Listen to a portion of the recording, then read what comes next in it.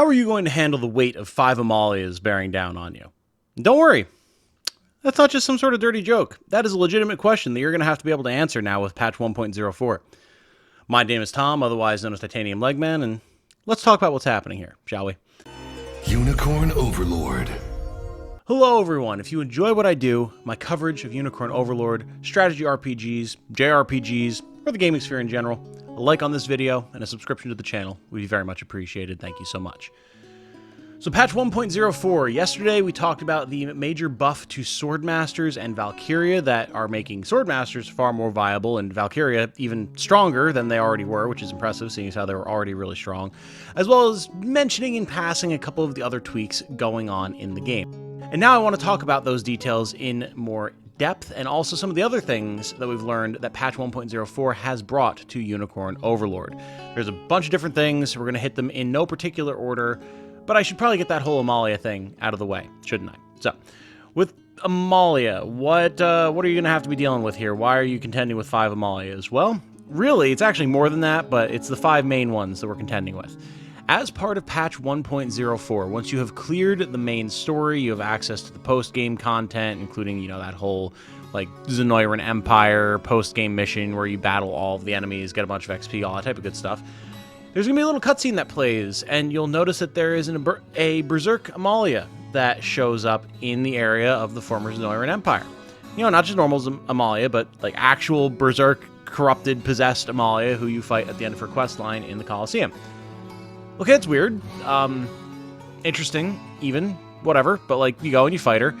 And what's cool is this is a normal, overworld fight. Where, if you'd find, a group of mercenaries outside of a fort, something like that, if you clear them in one round of combat, then you'd get a reward, typically 2,000 gold. Well, that's what this is. But you're fighting Amalia with, all 700 HP and all of her insanely busted, overpowered, corrupted attacks. And you do have to clear her in one round of combat. But if you do, and you can see me doing it here in the footage, you get yourself a whopping 30 Divine Shards. Hey, not bad. Still have to unlock some stuff from the Divine Shard shop. Don't feel like grinding out a bunch of mining minigames, then hey, that'll certainly help. It's a fairly tough fight, but, if you have a setup where you can fully clear her that you used in the arena, then this will work here. You can't just cheese it using something like a rogue to get a nominal victory where you technically drain enough HP off of her with, poison that you get the technical win. You have to fully clear all of her HP and not lose in the process. But if you can do that, great. Awesome, you did it. Fun little quick side quest. And then, more Amalias appear, 5 of them, one for every nation in the game. And you're going to quickly realize, while the first Amalia was not particularly difficult because it was just her versus your whole group, the other Amalias, not so much. You'll see, and I'm testing out my team against the one in Dronhold outside of the Colosseum, Amalia now has a fully kitted out squad. And I don't just mean 4 other dudes in a loose arrangement that makes some logical sense with melee fighters in the front and healers, mages in the back, whatever. No. This is a squad of 6. Only ever seen in the final boss battle squad of 6 that you cannot do. You can only have 5 units in your squad. Amalia can have 6. And they're not just equipped with random crap like some steel weapons. These are fully geared meta loadouts. We're talking forged weapons, ruby and sapphire and amethyst pendants, other specialist gear with special abilities that you won't normally see on NPC enemies, and the tactics to match. And very strong setups as well. You can see here in the Dronhold fight, we're looking at a druid, a shield shooter, wyverns, a doom knight, very, very strong stuff. And now, you have to clear them. And every single one is going to have a different setup with region kind of specific enemies and gear and their own special rewards that they're going to provide for you. Now, this is where I have to shout out Coffee Potato because I saw his video on the subject. And while I have not cleared all of the Amalias yet, he was talking about this. There will be a link to his channel and his video down below. Absolutely go check him out. Excellent creator. And he was discussing how each of the Amalias does seem to have a themed team based on the region that you're in, with themed gear specific to that region, and also each fight gives you a different, very valuable reward. A bunch of dues, a bunch of Idealist's mirrors, divine shards, things like that, Fevrite, all the type of stuff that you're going to want to have to set up the best possible teams that you can for the online arena, or potentially, if this is a hint of things to come, a New Game Plus mode, so you can carry over some truly busted teams to a new game. Is this confirmed in any way? No. Is this just an assumption on my part, Coffee Potato's part, other creators' parts? Absolutely. No doubt about that. But it seems like a good foundation to build off of, right? So absolutely best of luck to all of you going through and clearing out all of these Amalias. I will be doing this myself, of course. Perhaps I'll do a video about how to beat each one if it winds up being that much of a challenge, which I feel like it's going to be. It won't be impossible, of course. All of the tools are available to you. I don't think you have to use anything particularly cheesy. And in fact, cheese might not even be the way to go here, but more specific builds to counter what each squad has to offer. And I think that's going to be a fun kind of team building, maxed out power level challenge. I can't wait to see what people come up with, and I can't wait to try it myself. Maybe we'll even do it on stream. I don't know. But that's the first part of patch 1.04, other than the class buffs and things like that we already discussed. But there's a suite of other quality of life changes here as well. First of all, as far as I know, of the translation kind of issues that we've run into, such as mistranslated skill abilities and descriptions, have been fixed. Griffin skills are properly describing what they do. Rogue skills, such as, I don't know, AP steal, that said that you stole all AP before, now correctly describes that you only steal 1 AP.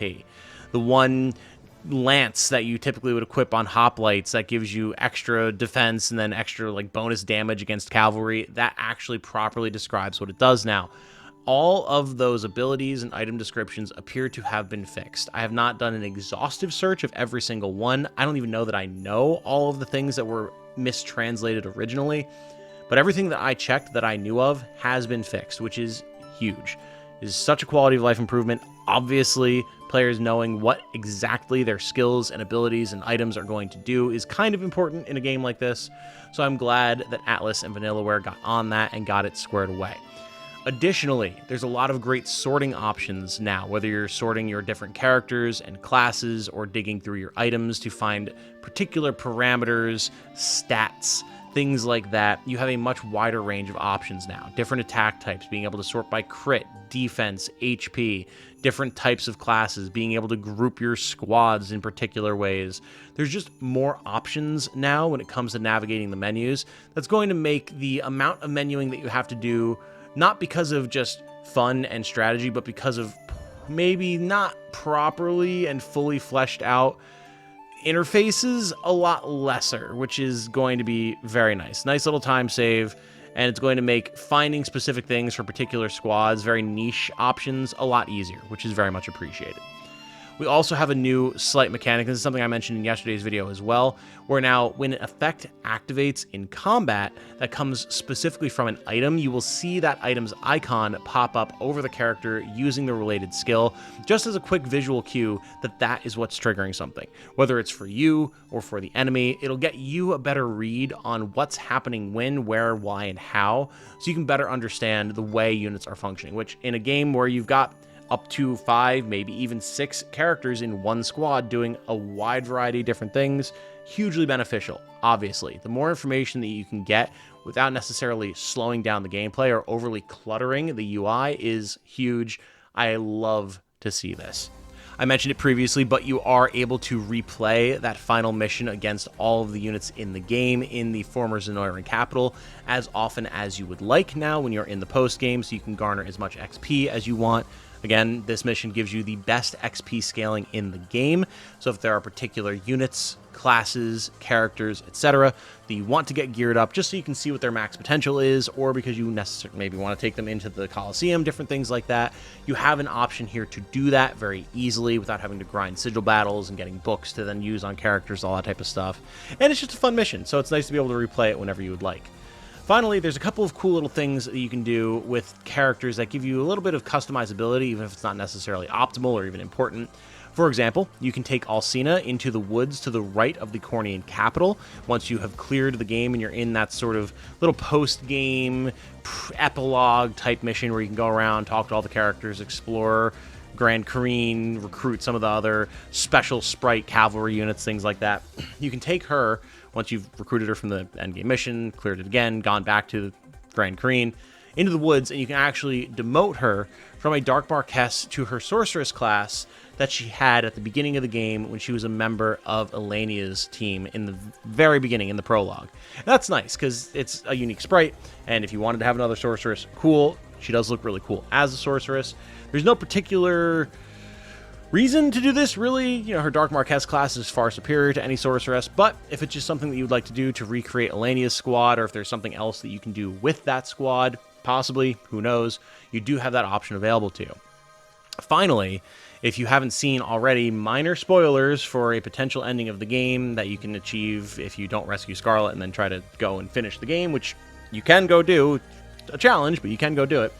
There is an evil possessed version of Scarlet in the game. If you've been looking through your character archive and you notice that there was an extra Scarlet portrait that you'd not been able to unlock, that's what that is. To do this, you have to go up to the north, try to cross the bridge, repair a bridge, and cross into Grand Kareen that way. Before you do the mission to rescue Scarlet in Cornia, you'll be given a prompt. Do you want to do this? Yes. You go in, you get a special cutscene where you're invading Grand Kareen as if you were at the end of the game, and Scarlet will be there. She will be possessed, she will have a different outfit, and overall will be evil and corrupted and whatever. And that's the major change. But now, what you can do, once you have done that and you've unlocked that evil, corrupted Scarlet in the character archive, you can actually change her voice to that version of Scarlet, which is super cool. It's just a fun little detail. You can do this by going into the character archive, switching it over. Very fun, very nice little quality of life thing, just for people who want to be able to do it. Unless there's something else that you can do with this, which, you know, maybe there is. I don't know. As far as I know, at the moment, that is everything that has been added to patch 1.04 in Unicorn Overlord. There's just a lot of really nice quality of life stuff here, and it gives me hope that given the success of the game and the popularity of the game, that Atlas and Vanillaware have more in store, maybe post-game dungeons, which would be probably like a full-size DLC if we're being honest with the amount of effort that would go into it, or at the very least, a New Game Plus mode that people have been asking for. It would be great to see it. You know, I've said before I don't need a New Game Plus, but I certainly would not complain if we got it either, and this may be a hint that we're moving in that direction. We'll have to see. If there are other things about patch 1.04 that I have not noticed and discussed in this video, do please drop it in the comments, because I'd love to be able to explore it for myself. If it's something substantial, I'll make a follow-up video about it. And if people are interested in seeing strategies to handle the various different Amalia fights, let me know, and I'll do that as well. For now, though, my name has been Tom, otherwise known as Titanium Legman. More Unicorn Overlord and Aiden Chronicle content to come very soon on the channel, so keep it tuned here. Thank you all so much for watching. I hope you all have a good night. Stay safe and healthy out there. And remember, be good to each other. Bye now.